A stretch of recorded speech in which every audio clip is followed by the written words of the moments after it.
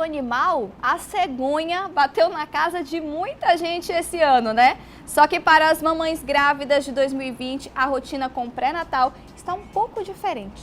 Isso por conta do coronavírus, né? E para tirar as dúvidas sobre como está a nova rotina do pré-natal, do parto, do pós-parto, a gente recebe a obstetra, tudo de bom, Mariana Freire. Bom dia, bem-vinda à nossa casa. Jéssica, muito obrigada pelo convite. Você aceitar o nosso convite, vir ao nosso estúdio para falar de um assunto que muitas mulheres, muitas mães, principalmente de primeira viagem, até de segunda viagem também, tá tendo muita dúvida. Porque com a chegada do coronavírus, as coisas literalmente mudaram, né? Isso mesmo, Jéssica. Na verdade, o coronavírus veio para mudar muita coisa, né? Tanto no aspecto mundial quanto em qualquer outra localidade, né? E na gestação, no parto e no puerpério, a gente teve também que se readequar a essas novas medidas para evitar a transmissibilidade do vírus e proteger a mãe e o feto. Por isso que a gente vai ter a ajuda do nosso plasma, nosso telão interativo, que a gente vai abordar os assuntos e tirar algumas dúvidas das mães com relação a essas 3 etapas, viu? Principalmente para as mães, né, que acabaram de ter a notícia de que vão ter o primeiro filho, né, ficam naquela ansiedade, né? Aquele nervosismo. Ó, vamos lá, gestação e pandemia, o que muda no pré-natal, né? As gestantes, elas são grupo de risco? Sim, Iago. Na verdade, inicialmente a OMS não tinha colocado gestante. Isso, a gente ouvia muito isso, ó, criança, né? Mulheres gestantes não acontece nada comparado àquela doença que dava microcefalia, a Zika, né? Que influenciava na gestação do bebê. Mas isso é um mito, ela é grupo de risco. Exatamente. Sim. Inicialmente eles não tinham introduzido a gestante no grupo de risco, mas depois eles fizeram algumas revisões e introduziram sim, tanto a gestante quanto a puérpera, que é a mãe que já ganhou o neném. Que é o pós-parto. Exatamente, que é o pós-parto, no grupo de risco sim. Então estão. E aí, por exemplo, a mãe agora descobrindo que está no grupo de risco, né? Sim. Ela deve evitar as consultas do pré-natal ou não? Continua sendo obrigatório a visita ao médico todo mês? Com certeza, tá? Na verdade, eu infelizmente tenho recebido muitas pacientes que estão iniciando o pré-natal de forma muito tardia, já chegando com 5, 6 meses. Sério? Sim.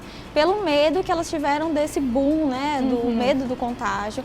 Mas não, gente, o pré-natal ele precisa sim ser realizado. É uma fase muito importante, onde as consultas elas são essenciais para a gente identificar fatores que possam prejudicar tanto a saúde da mãe quanto a do bebê. E isso, assim, as consultas presenciais, elas são muito importantes, porque a gente faz o exame físico. E no exame físico a gente pode identificar qualquer alteração, ferindo a pressão, o tamanho da barriga, isso tudo são dados muito importantes. Isso. Então a mãe precisa sim realizar o pré-natal. O que acontece é que a gente define o risco, né? As mães de baixo risco ou de alto risco. E, claro, cada atendimento é individualizado. Mas nas mães que têm um baixo risco, que a gente não está identificando ali nenhum fator que possa comprometer ela e o bebê nesse momento, às vezes a gente pode considerar espaçar um pouquinho mais o intervalo das consultas. Ao invés de ser todo mês. Isso. Ser de 45 dias? Exatamente, mais ou menos isso. Geralmente a gente faz de 4 semanas, tudo na obstetrícia da semana, não é semanas, mês? né? Por isso que as pessoas às vezes falam, nossa, eu aprendi isso tudo da minha gestação. Eu perguntava de mês antes, né? Aí eu aprendi, não, é semanas. Aí quando eu vejo um barrigão, eu digo, você tá de quantas semanas? Isso mesmo, é isso Porque às vezes você passa quase 40 semanas, 41 semanas grávida, aí 9 meses, bebê de elefante. Então, assim, às vezes a gente pode dar uma espaçadinha, em vez de 4, fazer 5, 6 semanas, mas a depender da gravidez, do tipo de risco, e isso tudo tem que ser conversado com o obstetra. Entendi. Eu queria perguntar agora, ainda sobre o pré-natal, como é que está sendo essas consultas? É horário marcado? É uma duração menor na consulta? A quantidade de pacientes diminuiu, de mulheres grávidas que vão ao consultório diminuiu? Como é que está sendo essa prevenção lá no consultório? E tem acompanhante também, que às vezes se tem pode a avó, ir, né? a tia, a madrinha do bebê que quer acompanhar o pai. é Verdade. interessante o acompanhante ir ou ela ir sozinha? Na verdade, a consulta do pré-natal é uma consulta que ela gera uma expectativa muito grande, né, para toda a família. Mas, infelizmente, a gente está tendo que reduzir o número de consultas por dia.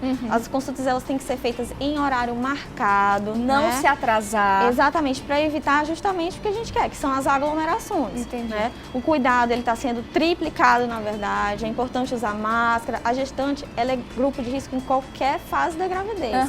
Então, ela precisa usar máscara, lavar bem as mãos. E nos consultórios é isso que a gente tem feito também. O horário marcado. Infelizmente, a gente pede que não leve o acompanhante para evitar aglomerações. A higiene das mãos, os funcionários tentam manter uma distância sempre da paciente. Nós também, a gente tenta manter durante a conversa um certo distanciamento, lavando as mãos antes do exame físico, lavando depois do exame físico também, para tentar minimizar a transmissibilidade da Covid-19. E até deixar a mãe mais segura, assim, para ela ter aquela sensação de segurança e se sentir bem, né? A gente falou bem agora sobre pré-natal, né? Mas Vamos tem pro a temida parto? hora, né, Iago? Vamos pro parto porque já começou, a bolsa já estourou. Ai, meu Deus!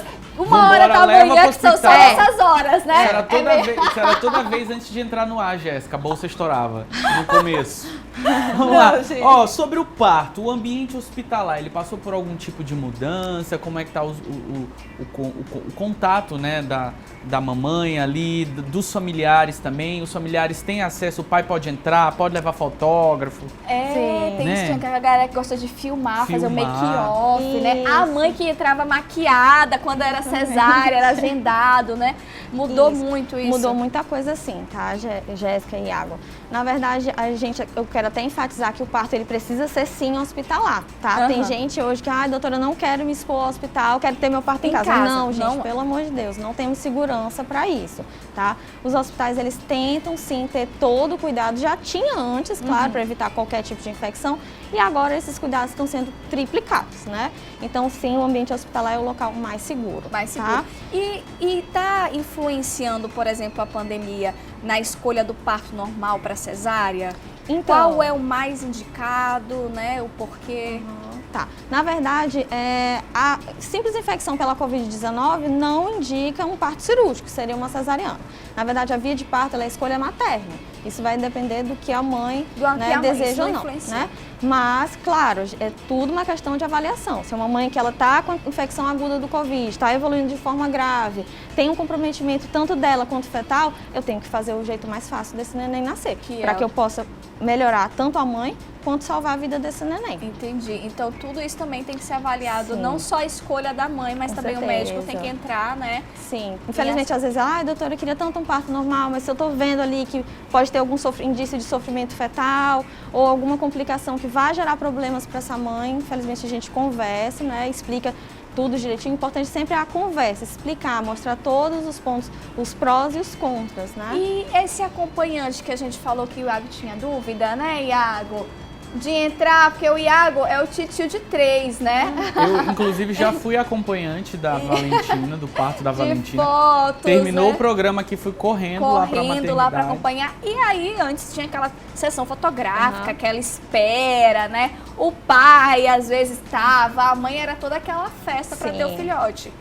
Continua ou não? Só a mamãe mesmo e o médico? Não. Na verdade, assim, o acompanhante é um direito da paciente. Sim, é certo? assegurado por lei. Exatamente. Então, assim, a gente pede que o acompanhante ele seja o mesmo, tá? Desde o início, desde a admissão até a alta dessa paciente. Então pode, o pai ou qualquer acompanhante, o pai ou a Isso. mãe pode acompanhar, desde Pode. que seja a mesma pessoa. Desde que seja a mesma pessoa e seja, né, obviamente, um só, Aham. né? Esse acompanhante, ele precisa ter entre 18 e 59 anos e não fazer parte do grupo de risco. Ele não pode ter nenhuma comorbidade que o deixe mais suscetível caso ele pegue o Covid-19. E outra coisa, ele não pode ter tido contato com nenhum paciente, com outra pessoa com síndrome gripal nos últimos 14 dias. Ah. E o interessante é que ele more com a parturiente. né? Então tem que estar na mesma Isso, casa. porque não ele- adianta do nada chamar aquela pessoa do interior, vai nascer, a tia da Exatamente. criança, e ela vem. Não, tem que estar na dá. casa. O ideal é que ele more e conviva junto com a paciente. E, infelizmente, a gente não tem permitido, né, os fotógrafos, as doulas, infelizmente, justamente para não aglomerar, né, e tornar o parto, o local mais seguro para a mãe e para o neném. bebê. Vamos para o nosso próximo tópico aqui no telão, ó. Parto, falamos pré-natal, agora puerpério. Puerpério. Puerpério. Pós-parto. Puerpério. Pós-parto, gente. Não dificulta a vida do cidadão aqui, não, gente. Qual é o homem que sabe falar isso aqui, gente? Pelo amor de Deus. Nem as mulheres sabem falar isso aqui mais. Nem eu que sou mãe sei falar. Isso é muito vintage, é uma palavra muito vintage. Vamos de pós-parto, tá bom, rapazes? Pós-parto. Jéssica. Olha só, você falou que aquela pessoa tem que estar, acompanhante, né? Tem que estar desde o início da admissão até a saída da mãe. Então, geralmente as mães ficam dependendo da maternidade, se é pública ou particular, ela pode ficar de 24 horas até 72 horas, né? Mais ou menos 72. isso. Então tem que ser a mesma pessoa esse período inteiro. Sim. Não pode entrar, por exemplo, tem aquelas visitas de maternidade. Não. Não, tá vetado, infelizmente. Não pode. Porque assim, cada vez que entra uma pessoa, ela tá expondo ali, trazendo novos micróbios, novos germes, novos vírus para aquela mãe. Então, é importante que seja um só mesmo. E a amamentação, que pra mãe, gente, é um momento gostoso, né, de se ver, mas muito doloroso. Sim. E a gente sabe que a Covid-19 ela é transmitida por conta das mucosas, né? Isso. Como é que faz? É importante ter a amamentação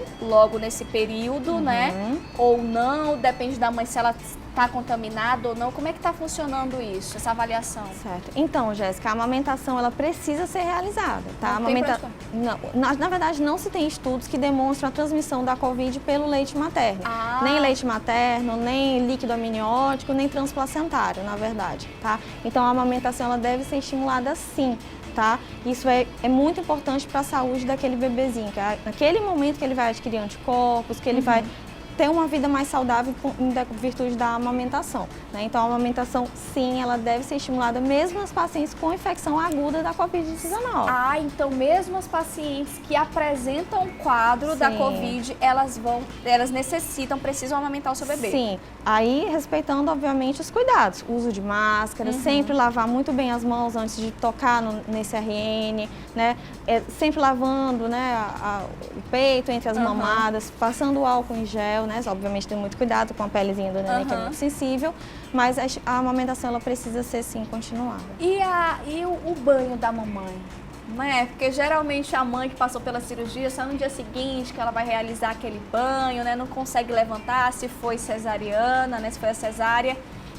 O que você indica ainda dentro do hospital, aquela mulher que vai passar 48 horas, por exemplo, no hospital? Então, em geral, a gente faz assim. A mãe que teve parto via normal, a gente tenta dar alta com 24 horas e cesariana com 48. Mas a gente sempre tenta, se possível, antecipar a alta, para que ela fique o mínimo exposta a esse ambiente hospitalar.